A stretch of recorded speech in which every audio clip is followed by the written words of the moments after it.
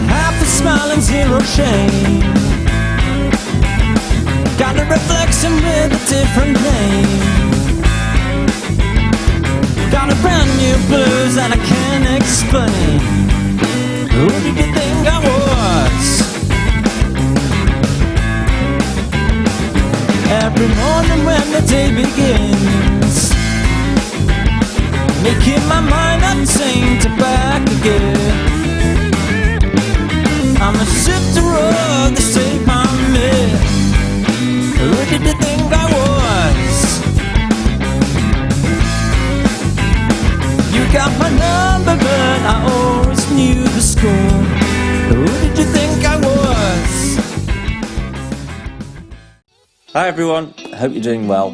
Today I'm going to be taking you through a bit of a tone analysis of a certain guitarist. A big shout out to my old schoolmate Joe West, who requested the focus of this video, the tone of a particular Mr. John Mayer.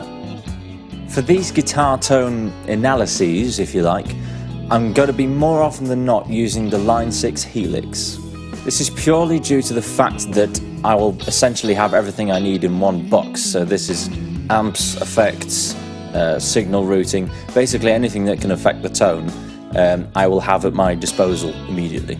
I'm well aware that not everybody will have access to this kind of equipment. Believe me, I was that guy and I still am sometimes. But with that being said, I think it's worth me using all the tools at my disposal to replicate the tones as close as I possibly can for you all. So without further ado, here we go. I realise the popularity of Mr. Mayer, and it's well founded in my opinion. So I thought it'd be a great way to kick off this sort of bunch of videos where I'm looking at the tones of particular guitarists. I had initially planned to look at Slow Dancing in a Burning Room because that's one of my favourites in terms of his guitar tone and his guitar playing. But upon doing a quick YouTube search, I saw that everybody and their mum has done a look into that song in some form or another. So I thought, well, perhaps I should look elsewhere in John's extensive catalogue, and I found something pretty interesting on the rockier side of his spectrum, as it were. I found that the tone on this particular song is just so punchy, and it gets you right from when you hit the play button. And I'm, of course, talking about Who Did You Think I Was?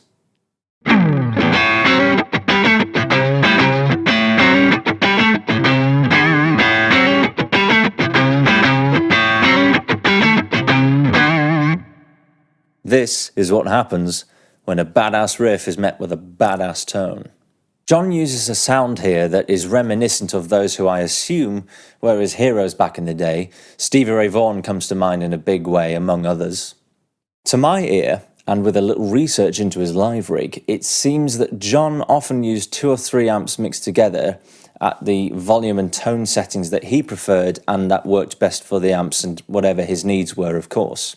This trio of amps would include the Fender Bandmaster, his 2-rock signature amp, and his Dumble steel string Singer. Now this is where the Helix is going to come in, because there is no way in hell in real life that I'd be able to afford or even find some of these amps. It's also worth mentioning that I'm using my 93 Special Edition Strat.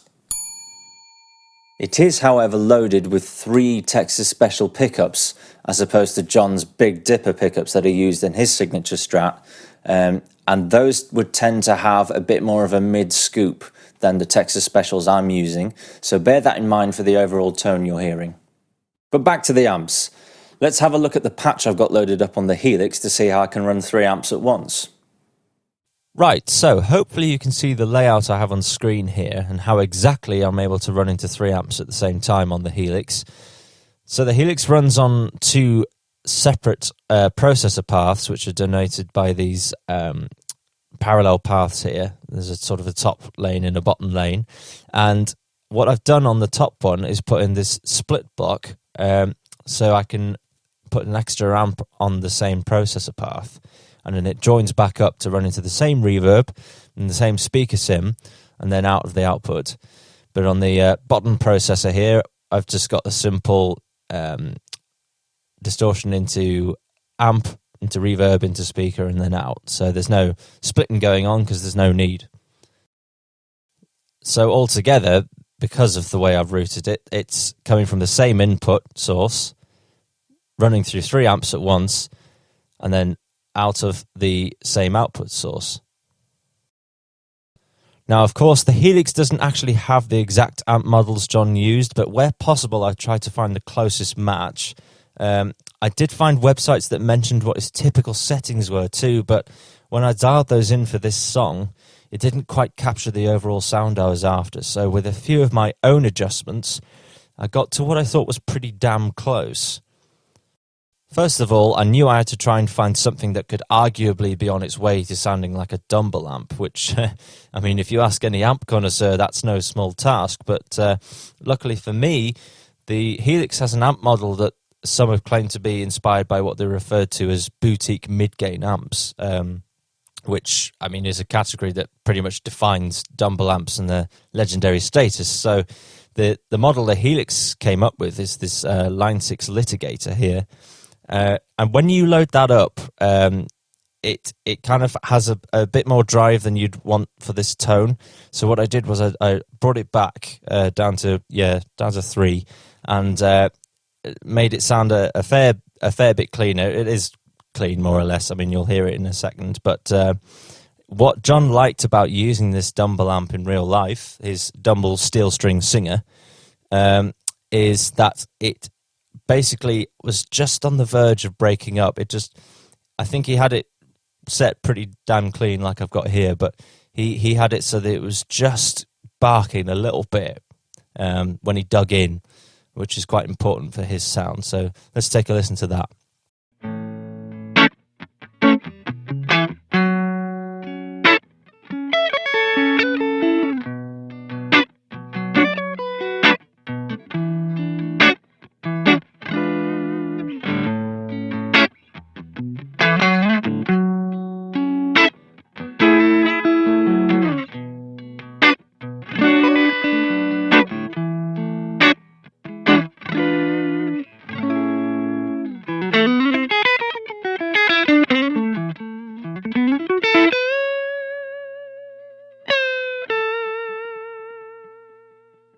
Next up, we have the US double vibe or vibrato, because it's referring to a Fender Twin, basically, on the vibrato channel.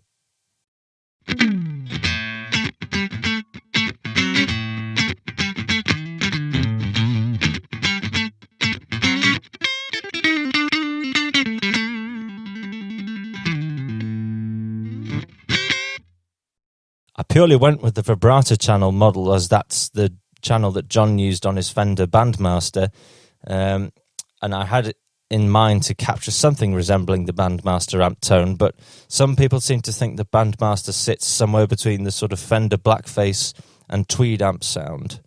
So, because of that, I went with this for my last amp choice, which is the Fender Tweed Blues Norm, or normal channel, of what some of you may be surprised to hear is a Fender Bassman, basically.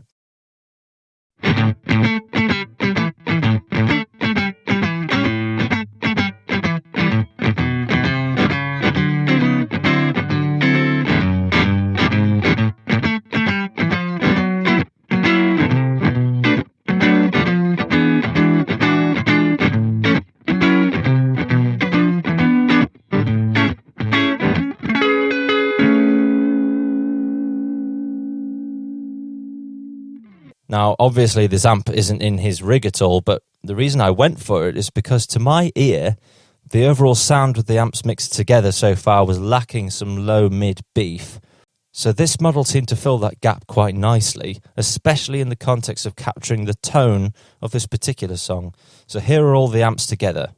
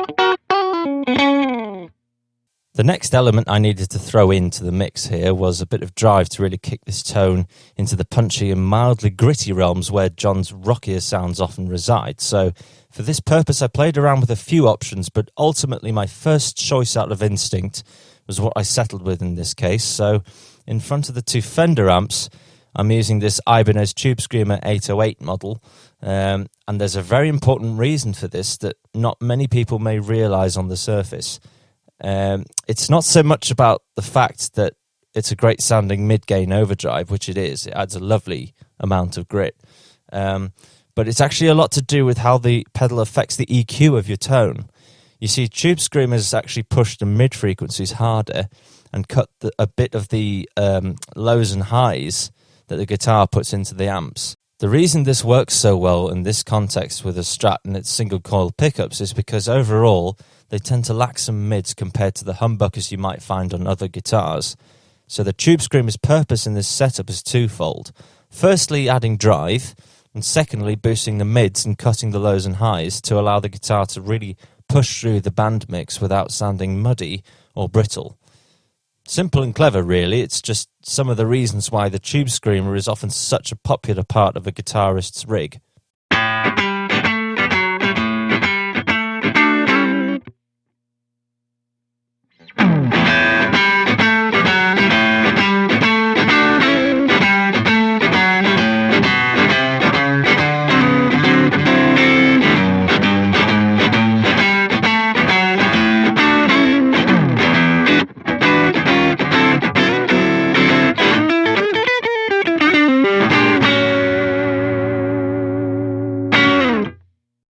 Now for a solo boost, I wanted to basically do the same thing, but stack another pedal on top to the sound. So a bit more drive, a bit more boosting or cutting of the appropriate frequencies, and also more level. So John is known to be a user of the renowned Klon's Centaur overdrive, which has a very distinct mid-hump sound, and the Helix's answer to that is the Minotaur here. Putting this in front or behind of the Tubescreamer, though, seemed to only push the Fender amps into compression, which didn't actually boost the level at all. So I opted to place it on its own in front of the Dumble amp, and that worked a treat. This is likely not the way that John would have his pedals and amps running, but to get what I was after for this song, it worked for me.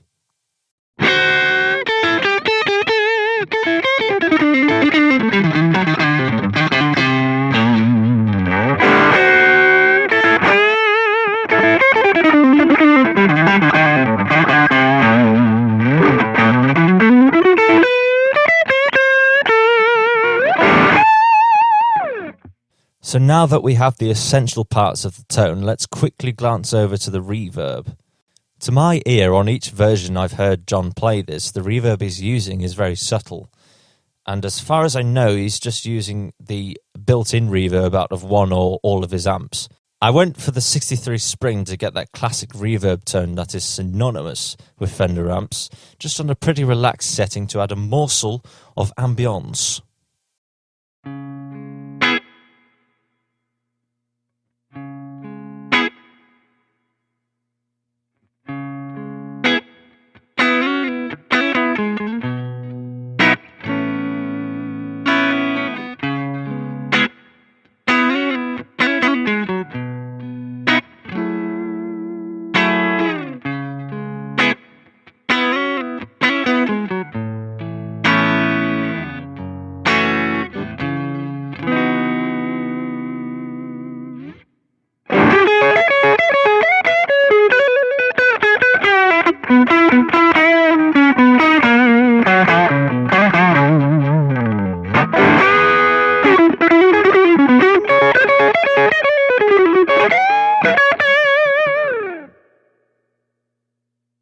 To summarise, I think that perhaps this tone is one of those things that's greater than the sum of its parts.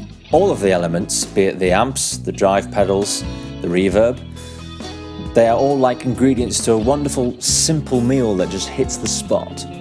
Definitely not the cheapest tone though, if you consider the real-world costs and logistics of putting this thing together, but at least the Helix in that way makes it much more logistically and financially possible. which is one of the reasons why I absolutely love using it. Right, it's housekeeping time. If you enjoyed this tone analysis video, please give it a like and subscribe to the channel so you can catch any other videos I do on this kind of subject, as well as any other content that you may enjoy.